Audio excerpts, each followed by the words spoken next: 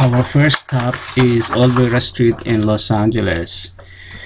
Olvera Street housed the first adobe building in Los Angeles. It is thought to be located on or about the original birthplace of the city of Los Angeles. The original settlement was comprised of only 11 families, or 44 people altogether, but it wasn't until the 1820s, however, that the first adobe building and streets began forming in what is now LA. Originally known as Vine Street, it was renamed in 1877 after Agustin Olvera, the first judge of the county of Los Angeles. After a period of economic downturn, it was transformed to a Mexican marketplace.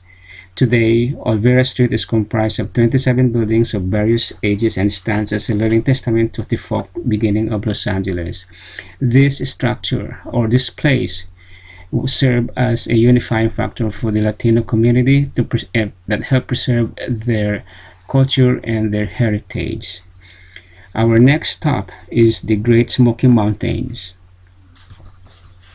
a sub-range of the Appalachian Mountains that rise along the Tennessee-North Carolina border in the southeastern United States.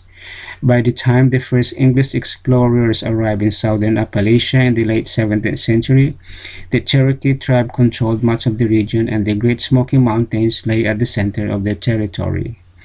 In the 1780s, several frontier outposts had been established along the outskirts of the Smokies, namely Whitson's Fort in what is now Cosby and Ware's Fort in what is now Pigeon Forge. Permanent settlers, lured by the abundance of game and unsettled land, began arriving in these areas in the 1790s. The formation of the range and the difficulty of travel during the winter led to creation of close-knit communities and wealth of new folk traditions that have continued to pass down to generations today.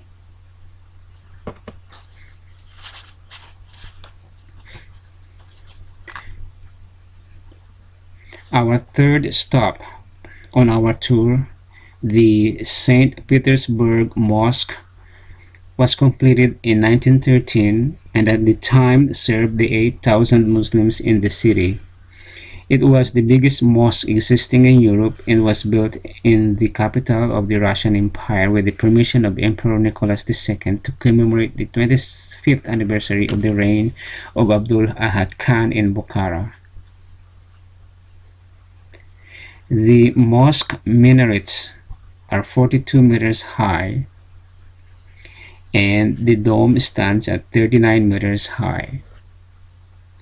Major renovation was undertaken in the 1980s to preserve the artistry of the historic site. Today, the mosque is the only functioning Muslim temple, as well as leading educational and cultural center for over 700,000 Muslims in Petersburg.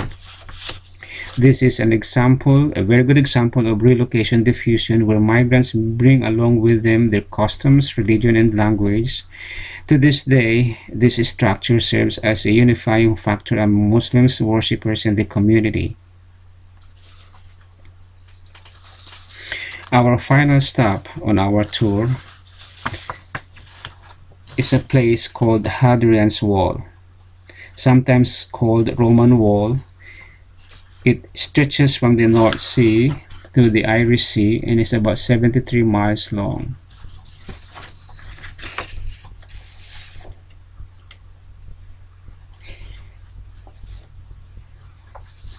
In addition to the wall, the Romans built a system of small forts called miles castles for every Roman mile along in its entire length, as pictured in this segment, a living testament to the Roman occupancy of the region that was built in 122 AD.